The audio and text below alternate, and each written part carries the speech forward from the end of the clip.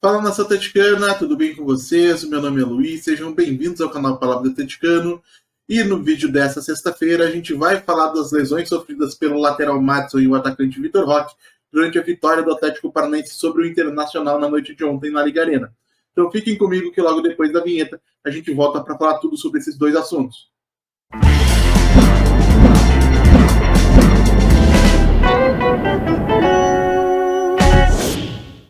E se você está chegando agora, eu peço que deixe seu like, se inscreva no canal, acione o sininho para receber notificações a cada novo vídeo publicado, compartilhe o conteúdo em redes sociais, grupos de WhatsApp e Telegram sobre o Atlético Paranaense, porque assim você faz com que mais gente conheça o conteúdo produzido por aqui e ajuda a fortalecer esse nosso projeto. Então vamos lá para os assuntos do vídeo de hoje. Durante a vitória do Furacão sobre o Inter na noite de ontem na Liga Arena, pela 24ª rodada do Brasileirão, dois jogadores deixaram o gramado ainda durante o primeiro tempo com suspeitas de lesões. São eles o lateral direito Madison e o atacante Vitor Roque. Depois de passarem pelos exames necessários durante essa sexta-feira, o lateral direito Madison teve constatado uma lesão muscular no posterior da coxa direita, deve mantê-la afastada em cerca de 2 a 3 semanas mais ou menos, e o atacante Vitor Roque teve uma lesão ligamentar deixa eu pegar aqui para não dizer nenhuma bobagem, sindesmose do tornozelo direito, que não terá necessidade de passar por uma intervenção cirúrgica. Então, segundo algumas informações que a gente conseguiu apurar, é possível que o Vitor volte a jogar ainda em 2023. Já conto isso para vocês com mais detalhes. Primeiramente, falando do Madison, vai desfalcar o Atlético de novo por 2 a 3 semanas. Não uma lesão que me preocupe de maneira exagerada, porque a gente tem no Bruno Pérez um lateral que tem potencial de entregar tecnicamente mais do que o Madison. Eu acredito que essas partidas que ele terá, ou provavelmente terá, enquanto o Madison se recupera, podem servir para que ele adquira ritmo de jogo, confiança, entrosamento com os companheiros e, quem sabe, inclusive, se torne o lateral direito titular do Atlético, que tem no Madison um lateral bastante frágil defensivamente e que no ataque pouco contribui para além das suas aparições na área adversária para cabecear normalmente para dentro da própria área do adversário, buscando um companheiro que chega de frente para a finalização. Jogada bastante conhecida que a gente viu muitas e muitas vezes ao longo dessa temporada. Por outro lado, o Vitor Roque é uma perda inestimável, né? A gente não tem como quantificar a falta que ele vai fazer, a gente só consegue perceber pela qualidade que ele tem e pelo poder de decisão que ele tem, que ele fará muita falta. Eu conversei com algumas pessoas aí ao longo da tarde, existe a possibilidade do Vitor voltar a jogar ainda em 2023 com a camisa do Atlético. Ele voltaria provavelmente aí para o finalzinho de novembro ou comecinho de dezembro, pegaria as rodadas finais do Campeonato Brasileiro, mas isso evidentemente vai depender de como evolui a recuperação do jogador, que poderia sim voltar a campo somente em 2024. E voltando a campo em 2024, a gente tem ainda um outro problema. O Barcelona, que adquiriu os direitos do Vitor Roque, né, decidiu mantê-lo aqui durante mais um período em comum acordo com o Atlético, tem a intenção, desde que consiga se adequar às regras do fair play financeiro de La Liga, de levar o Vitor para Barcelona em janeiro.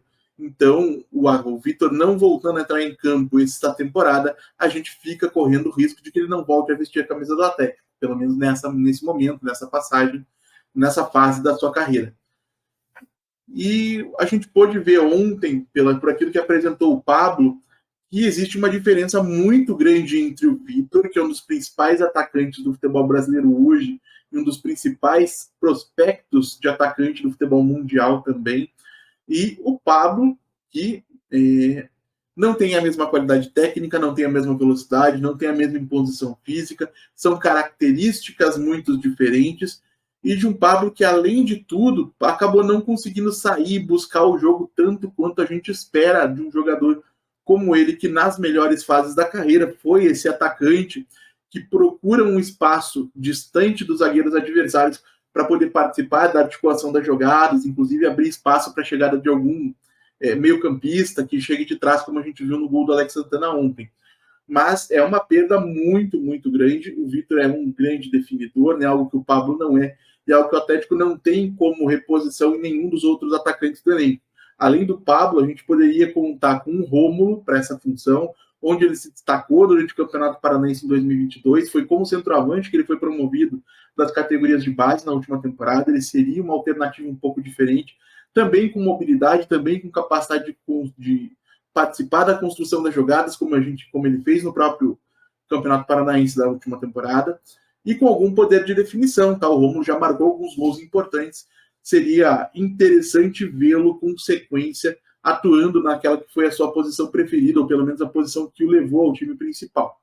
E, além disso, a gente ganharia um jogador de mais porte físico, né? O Rômulo tem mais de 1,90 m, poderia se tornar uma arma no jogo aéreo ofensivo também. É claro que, para isso, o Rômulo, além de corresponder tecnicamente, uma coisa que ele não fez em todos os momentos, ele precisaria também se manter saudável, algo que não tem acontecido. O Rômulo tem sofrido constantemente com lesões sempre que começa a ganhar ritmo de jogo com a equipe principal. Isso é uma coisa que a gente precisa ficar de olho. O substituto menos provável de todos, tá, gente, é o Luciano Arriagada. Eu sei que tem uma parte da torcida que tem muita vontade de ver o chileno em campo com a camisa do Atlético, depois daquele começo espetacular que ele teve, aquele gol de letra, ainda durante o campeonato estadual. Mas existe o consenso dentro do clube que o Arriagada ainda é muito cru, tecnicamente, taticamente, fisicamente, precisa ser melhor trabalhado para poder, aí sim, começar a ganhar suas oportunidades, começar a ser testado dentro desse contexto mais competitivo, que é o Campeonato Brasileiro, a Copa Libertadores América, na comparação com aquilo que ele encontrava no futebol chileno. Então, o Arriagada, por mais que eu tenha assim, alguma curiosidade de ver aonde ele vai chegar, nesse momento não me parece ser uma opção nem provável, e mesmo que fosse, não sei se seria a opção mais adequada. E além desses três, a gente teria a possibilidade de uma improvisação de algum jogador. É evidente que o primeiro nome que me surge na cabeça, até pelo fato dele já ter feito esse papel em outros momentos da carreira, é o Vitor Bueno. Poderia jogar como homem de frente, tem capacidade de definição para isso, tem um certo porte físico, tem qualidade no trato com a bola, ao mesmo tempo em que, atuando tão preso entre os zagueiros, talvez tenham sido alguns dos piores momentos da carreira do Vitor.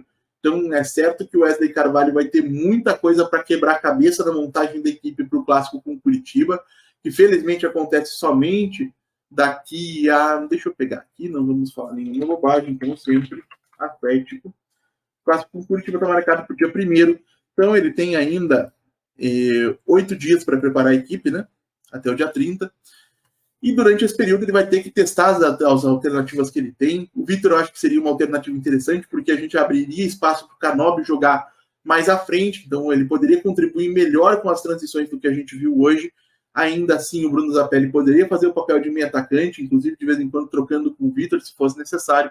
E abre-se um espaço no corredor esquerdo, que mais à frente pode ser ocupado pelo Christian, quando voltar de lesão, e que nesse momento, na minha concepção, poderia ser ocupado pelo Tomás Coelho, que nas últimas partidas, quando entrou fazendo essa função de ponta-ala, né, do ponta que volta quando o time não tem a posse da bola, teve seus melhores momentos com a camisa do Furacão. Então, eu entendo que o Vitor Bueno é uma opção interessante. E da mesma maneira, entre Pablo e Rômulo, pelo diferencial de teto, digamos assim, eu acho que o Rômulo poderia e deveria ser testado com sequência de jogos na sua principal posição para que o Atlético pudesse entender se ele tem mais ou menos a oferecer do que o Pablo. Pablo, que eu já falei aqui outras vezes, não acho que seja um mau jogador, muito pelo contrário, além de ser uma liderança do grupo, é uma extensão do comando técnico dentro de campo, alguma coisa que já foi reconhecida pelo próprio Wesley Carvalho, mas tecnicamente é um jogador bastante limitado, com algumas alternativas que não vão substituir nem de perto aquilo que o Roque oferecia, e por esse motivo eu entendo que o Atlético deveria buscar outras opções antes de simplesmente aceitar aquilo que seria natural, pelo menos no entendimento da comissão técnica, imagino eu, seria a titularidade do Pablo. Um outro jogador que poderia fazer esse papel, e que já fez esse papel em outros momentos da carreira, seria o William Bigode, mas o Bigode, gente, honestamente, e eu sei que muita gente vai querer vê-lo nessa função, me preocupa o fato dele não conseguir sequência de jogo, de não conseguir trabalhar com altas minutagens. Então, um jogador que vem de uma sequência aí não de problemas físicos, mas de não ter condições físicas para ser essa referência técnica no ataque do Atlético, que o Atlético precisa agora com a saída do Vitor. Então, eu não apostaria no Bigode de arrancada, eu continuaria levando ele para o banco, de repente colocando no segundo tempo e vendo se ele vai respondendo dentro de campo essa confiança, porque se a gente for ver o mesmo Bigode que a gente viu em alguns momentos antes da lesão, embora ele tenha tido também alguns jogos em que ele foi decisivo, é preferível que o Atlético tenha um jogador de mais mobilidade, sacrificando um pouquinho da qualidade técnica, e isso é inegável que o Bigode tem.